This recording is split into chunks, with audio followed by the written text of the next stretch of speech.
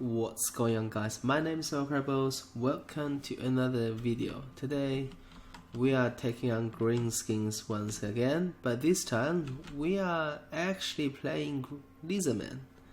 And I don't think I've played a lot Lizardman recently, but I would definitely try to play a little bit more. Alright, now let's see my opponent's army composition first. He has got two Dune Divers, which are very cost efficient in this matchup. And for the backline, two Skulkers and that rusty arrows. These guys are very good. I think they have armor sundering, which basically make them so good, and also they have 24 ammunition, and they have decent amount range. I mean, it's definitely a little bit short but decent. And then on the flank, two units of Orc Arrow Boys. These guys actually are quite interesting, because even though they have only 21 missile damage, but they have 6 army piercing, so which is pretty good. I mean, their armor piercing damage is actually very decent. And then and also against the likes of Lizardman, of course, more AP is always good. Alright, and then 1, 2, 3 Orc Beacons, Night Goblins. These are for some reason their names are not showing anymore, but these are unbreakable ones. And then these guys, the Warlock Boys, they are actually armor sundering once again, very good, and they are also immune to psychology. So basically both regiment's Night Goblin unit are quite decent, especially these guys. I believe they are the 8-pick Noonies, and they are unbreakable. So they are very good. And then finally at the very front, the Chaff Goblins. And for the leadership, we have 1 Goblin Big Boss on foot, which is quite interesting. Oh, on a roof actually, quite fast. And then we have more Grobes Mangy Marauders, which is mandatory in this matchup, I believe, because they can do so much to the heavy armored Lizardman monsters, because they are armor piercing, and they're literally the fastest unit on the field. And then you have Thief Robbers, the Goblin Wolf Chariots, regiments of renown. And these guys, they are also quite decent. They have 46 ammunition, they have 105 missile damage, but only just a little bit AP. Anyways, and then on this flank, there's another Goblin Wolf Chariot, just standard one. And where's the Lord? Oh, the Lord is here, hiding in the woods. Is Verzak on his board with Effigy Ducket, which is quite good. It's basically a net. Wag mandatory, get back ear mandatory, because plus 16 leadership is huge for any Greenskins army. Brain Buster, which is also very good.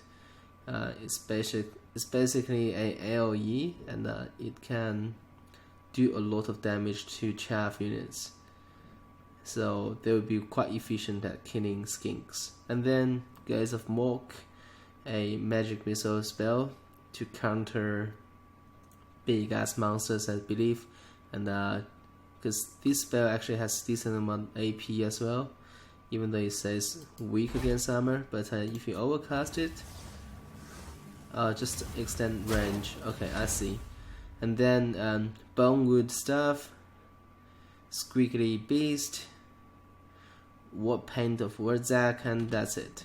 So it's quite good. Like this army, it looks a little bit like it's just taking here. It's just taking basically one unit here and one unit there. But trust me, everything in this army actually makes sense, and every single unit is not actually randomly selected. They are there for a purpose.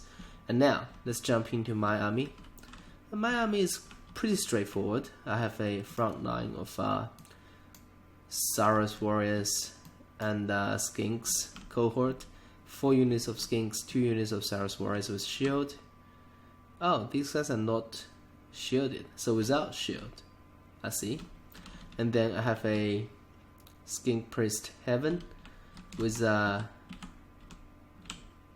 just wind blast and harmonic convergence.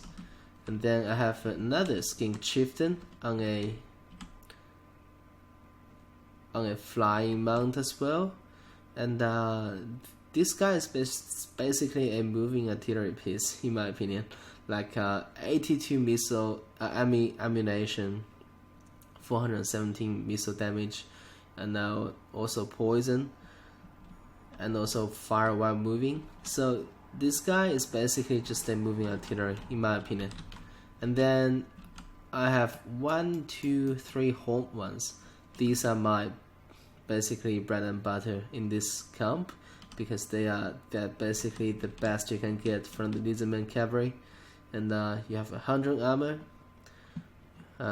which is actually 20 armor less than Dark of Dread Knights. I didn't notice that. And you have okay-ish melee defense, I guess. And you have huge melee attack. And you have moderate amount of charge bonus. But at the same time, you have insane amount of weapon strength, just like all Lizardman does. And including 41 AP, which is huge. And then I have a Revivification Crystal, Bastillodon. And the Lord in Command is none other than the mighty Krogar on a Carnosaur. Boy, he looks so beautiful. With a Hand of Gods, Swiftness of Ize, Sacred Spawning of Exo, and that's it. So, let's see exactly how this is gonna break down. So right from the get-go, I need to just push the pace and engage orcs straight away, because the Stoomdar is gonna do a lot of hurt if I don't actually push the pace. And right now, I'm just trying to do some initial damage with my skink chieftain, but as you can see, those doom divers are so accurate. 2 of them already landed on my skink chieftain, which is insane, by the way, considering how fast he is. And then my skink priest actually spot those Morgros Mangy Marauders, which is also surprising, but at the same time, I'm just a little bit hesitating, because if I push my skink chief in, maybe pushing to here, then all these archers can just basically shred him. So I don't really want to do that. And then my opponent actually got a charge off with those goblin wolf chariots, which is quite nice. As you can see, those chariots gonna just absolutely wreck my infantry. And those doom divers has been so accurate, which is a little bit concerning as well. And there you go, that was a spell. I forgot the name. That was Gaze of Mork actually hit my skink priest heaven. And then I believe those doom divers is gonna change target onto my skink priest heaven. And at the same time, those archers are actually firing at him as well. So which is not a ideal situation. But meanwhile, I'm just trying to push in with my horned ones into those archers, and then maybe use Revivification Crystal to push off those goblin big boss and goblin wolf chariots. At the same time, I'm pushing with these horned ones with another unit. There you go. These honed ones are already charged into the big guns, and this skin cohort actually managed to get stopped by this goblin wolf chariots once again. So yeah, all to all, it's looking okay. It's quite even for both sides, except one thing. My skink chief and my skink priest actually are quite dipping quite low. But here, check this out. This is gonna be a huge wind blast, and basically delete the rusty arrows straight away. But at the same time, those warp arrow boys managed to rout my skink priest heaven. But Kroga is incoming and is currently onto the Rizak, which is awesome. But also Kroga is getting targeted by those Menjins marauders. At the same time, just gonna slow things a little bit. It's quite chaotic. So these honed ones are currently fighting 3 units here, including Orc Beacons, the Warlord boys, and also 1 Orc Arrow boys. And the thing is, all these orcs have received Varg at the moment, and it's definitely not a good fight for anything in melee. Because one thing I kept saying, but I kept making mistake, is that I kept engaging my entire 9 into orcs, and basically while they have Warg.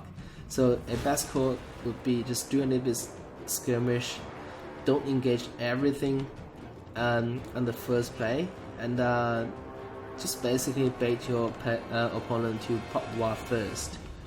And then at the backline, Goblin Big Boss is having a hard time fighting off the skinks, and Hong was actually about to kill the Goblin Wolf Chariots.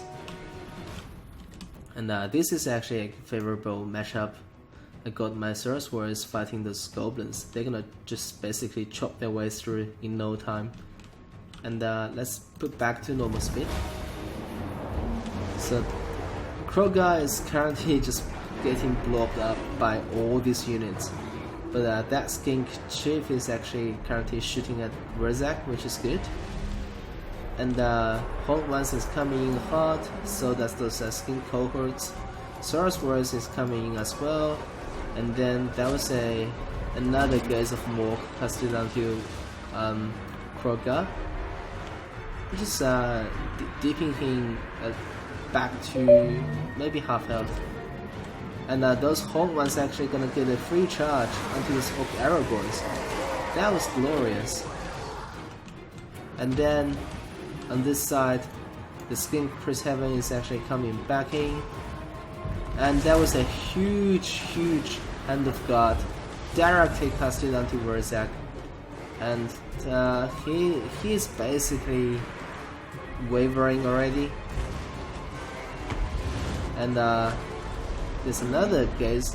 Oh my gosh, that Gaze of Mork actually completely routed that Skink Priest Heaven. And those Walk Arrow boys actually managed to rout off the Skink Priest as well. And these Hawk ones, after taking out those Orc Arrow boys, actually came in and took out the Doom Divers. And Crow guys actually get into those that Rusty Arrows once again, and gonna just basically melt them in no time. And here there's another charge onto the Swap Arrow boys. Just a tip a little bit, and then these guys decided to charge into the Rusty Arrows and just completely get rid of them. And here those Menjin Marauders are still just firing at my key units. They are not on auto fire, which means this player is actually quite confident in his macro, because he needs to make every shot count.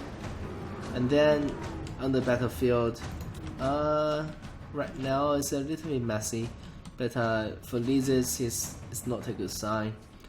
I have in the center pocket Kroga alongside the Bastillodon Revivification Crystal is fighting off Orc Arrow boys, Beacons, and Goblin Big Balls. I think they're gonna come on top. And on this side of battlefield, I have very depleted 3 skin cohort units. I have a very depleted Ceres warriors fighting the Warlord boys and Orc beacons. So this is an uphill battle here, and here is completely just all orcs, and those horned ones and skin cohort are very depleted as well, and there are 3 models left, right? 29, okay, I see. And then the skin chief is actually about to just rot out the map, -15 leadership, and Wurzak is currently hiding in the forest. But let's just put back to the normal speed. And then I got a nice little sandwich here. Got a charge off at the back of those the Warlord boys and the Orc beacons.